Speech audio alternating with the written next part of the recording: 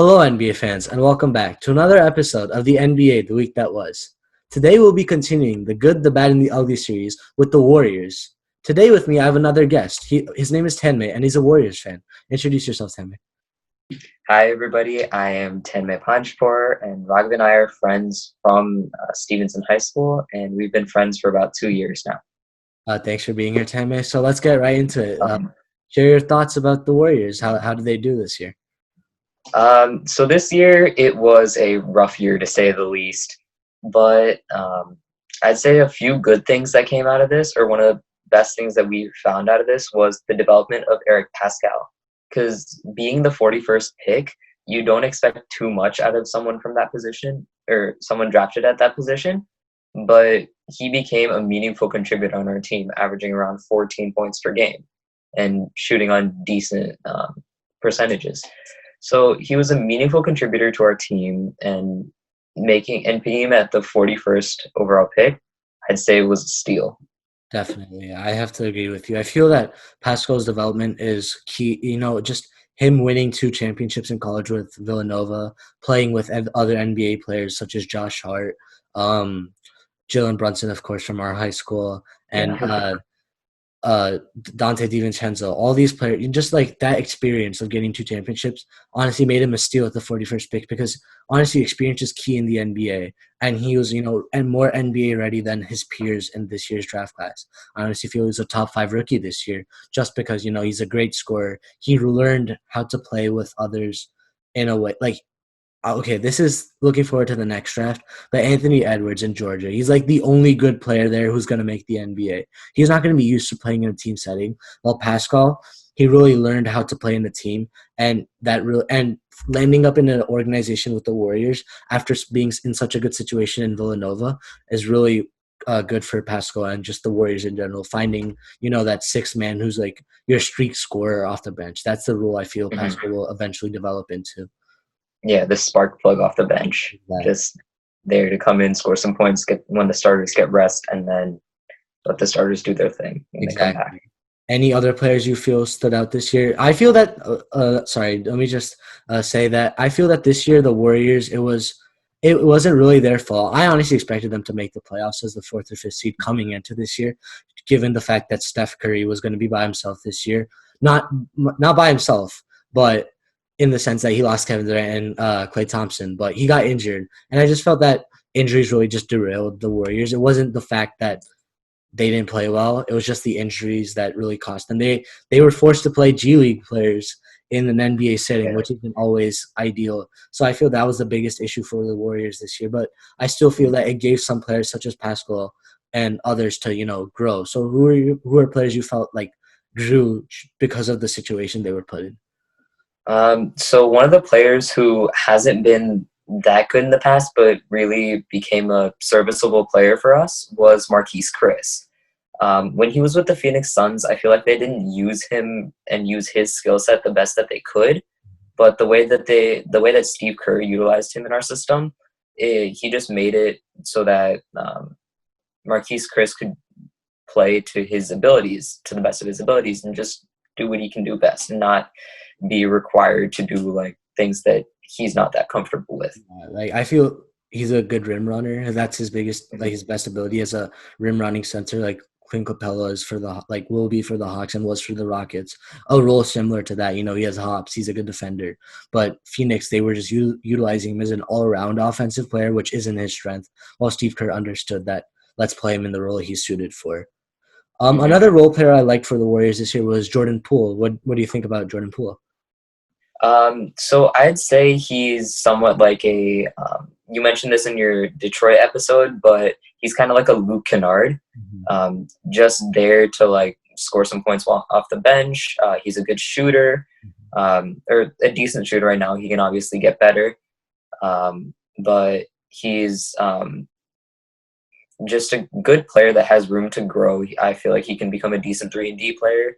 He's not going to be like the star, or like maybe not even a starter like how we expect it, or like a starter, but um, considering where he was drafted, I'd say a decent player off the bench is pretty good for us. Yeah, I definitely feel the Warriors got the best out of the best value from this draft in the sense that they obviously did have good picks given the success they've had in the past, but they really utilized those picks to, complement the team in the best way possible in as well as for the future. How do you feel about that Andrew Wiggins trade, like giving up D'Angelo Russell for Wiggins? So in that whole like saga, starting at when we did the sign and trade with Kevin Durant all the way to getting Andrew Wiggins, I'd say it obviously was a downgrade, but it was better than it could have Mhm. been. Because we could use Wiggins as a trade piece, or we could just have him be the small forward for our team, similar to what Harrison Barnes was to the 14-15 Warriors. Not required to score like the 25 points per game that he was expected when he came into the league, but just someone who can score like 15 points to help Steph and Clay if they're having an off night. Just, yeah. Definitely. I feel his athleticism makes him such a good scorer. And in the Warriors organization, he's not going to feel the pressure that he did in the Timberwolves to perform to the Hmm. levels he was being compared to Jordan and Kobe because of Yeah. his athletic abilities. But if he doesn't have to live up to that expectation with Steph and Clay, obviously. So he Hmm. can be a good complemental piece for the Warriors moving forward. But as you said, he could also be a trade piece or just a complemental play for Giannis if he comes Yeah. in 2021. So I feel that.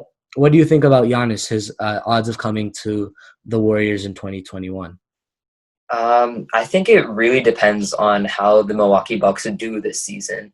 Because if they win the championship, I believe Giannis is going to stay. He's going to sign the Supermax and stay in Milwaukee.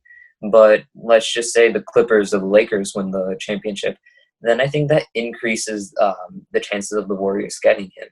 Because Giannis, I believe, just wants to win as much as any, like that's his main goal.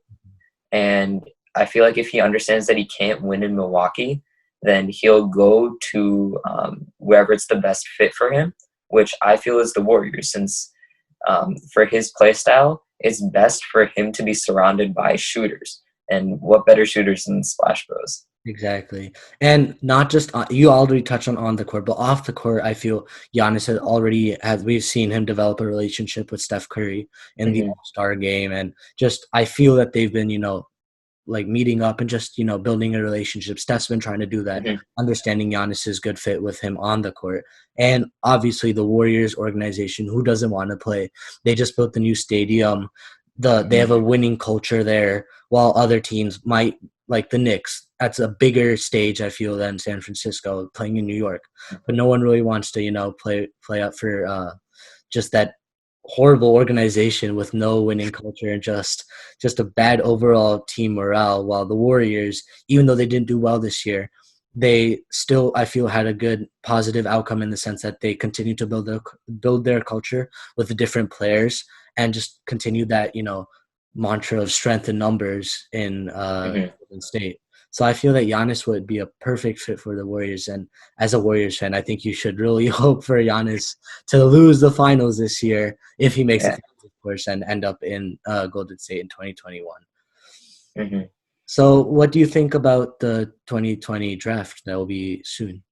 What pick? So with the Warriors basically being locked in, or like they have the worst record in the league, so I think the farthest they can fall in the draft is 5.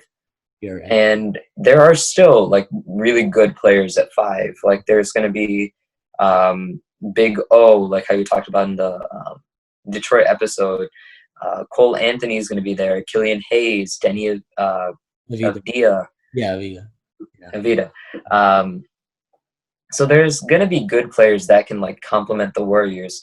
Mhm. But I'm saying if they have a top 3 pick, I would honestly go with Wiseman. Wiseman. Um, Wiseman, yeah, because as much as I like Anthony Edwards or LaMelo Ball, Mhm. I feel like Wiseman is the best player for the Warriors because he is that center that the Warriors need. Yeah. Because both Anthony Edwards and LaMelo Ball are guards, and the Warriors have Steph and Clay, obviously. And even though they're in their 30s, I feel like their games are going to age well, so they're going to play like late into their 30s. Mhm. So I don't feel like we have to find replacements for them yet. Yeah. So I feel like James Wiseman would maximize our championship window. Definitely. I love Wiseman as a player. He's like, while he's a traditional big, I just feel that sometimes that traditional big can work out in the NBA. Like Embiid, in a sense, he doesn't have the greatest jump shot, but his post game and just his overall size helps him out so much. I feel Wiseman can, that's his ceiling, ending up as like a Joel Embiid type of player, and obviously ending up in the Warriors. They're gonna teach him how to shoot. They do that to everyone. So if they can, I think they can really maximize a Wiseman's potential. However, as we were talking about, if Giannis ends up with the Warriors, I don't see how he'll fit with Wiseman as well as he could with a player like LaMelo Ball, as I mentioned in my Warriors draft analysis episode. What are your thoughts? Yeah, but I feel like at that point it's just like speculating. Like, is he gonna come to the Warriors? Is he not? Who knows? So if it was me, I would go Wiseman because even if he doesn't fit, we could still trade him. Like he's gonna have a lot of trade value, Yeah. so we could trade him for a center that like fits our system and stuff Yeah. like that. Okay. I agree with that. If Wiseman, if Giannis ends up coming, well, I mean, obviously having Wiseman and Giannis in the paint is so scary for any other team, but it would be a better fit for Giannis to play with a guy like LaMelo, obviously, or honestly, Big O doesn't seem like a bad selection to me as well. Even though he is a predominantly post player as well, if you look at it from the defensive point of view, honestly, the Warriors don't need any more help on offense. If they keep Wiggins, Steph, Clay, and get Giannis, then Yeah. you don't need, and then you have Pascal off the bench. Like you don't need more scoring. But if you draft a guy like Big O, so you could close games out with Steph, Clay, Giannis at the 3, Draymond at the 4, and Onyeka at the 5. That's a great defensive, minus Steph. That's a really good defensive closing 5. And Onyeka, I feel, is a complementary player. He would develop into that Draymond successor. I feel Draymond is aging, and his game is really based off his physicality. And unlike Steph and Clay, so as Draymond ages, Onyeka can be like that next replacement for Draymond. Mm-hmm. So do you agree? Yeah, I say if like they're out of the top 3, if they're like at 4 or 5, then I'd look at Onyeka. I'd also maybe look at Obi Toppin. Because Obi Toppin has come out and said like he wants to play for the Warriors. So I feel like that would be just having him come in, being like a power forward, maybe Draymond could like help him with his defense and stuff like that. Like I haven't done too much research on this year's draft class because usually I do it during March Madness, but that got canceled. So I don't know too much about this draft class other than like the top 3. Yeah. So, but I feel like Obi Toppin and Onyeka and Wiseman, those are like really good players for the Warriors. You want big men for the Warriors in this draft. You don't want to look at ball. Okay. So, I did mention in my episode that, like the offense would just be lethal with LaMelo on that team. And it would just be so fun to watch. I'm just talking about it from a fan's point of view. Watching Steph play and LaMelo on the same team would be so fun. And LaMelo developing under Steph as the next heir to the Warriors throne, basically. Honestly, I feel if you guys get Obi Toppin, I've watched some highlights of his recently, and he's a score first power forward rather than unlike Onyeka, who's more of a everything but scoring in a sense. Yeah. If you guys get Obi Toppin, I feel that you could be willing to trade Andrew Wiggins. And honestly, I still feel some teams would look at his potential and still want to take him. As a Hawks fan, I wouldn't mind having a guy like Andrew Wiggins, to take the pressure off of Trae Young. And if you do end up trading Wiggins to the Hawks could give you like young players like Kevin Huerter or DeAndre Hunter who would complement the Warriors. So if you draft a guy like Obi Toppin, I feel Andrew Wiggins becomes expendable, which is honestly helpful for you guys. You could get picks, or as I said, you could find a team that needs a guy like Wiggins to, boost their scoring while you boost your just, thinking about life after Steph, after Clay. Yeah. Obviously, this is I think there's just two in the moving for this decade. There's 2 roads the Warriors take: road with Giannis, road without Giannis. But either way, I'll still think there's more success for the Warriors this year, given the fact that Steph and Clay's game is going to age so well, and the position they were put in with this year's, even the injuries, kind of help them because of the good Yeah. pick that they're going to get. Honestly, I feel it's similar to the Spurs situation back in I think 96 or 97 when so David Robinson was obviously there, but then he got injured one year, so the Spurs let's just not win so many games and get Tim Duncan, who ended up being a 5-time champion and one of the greatest players of all time. So you never know, something like that, even though it's a weak draft class, something like that could definitely happen for the Warriors.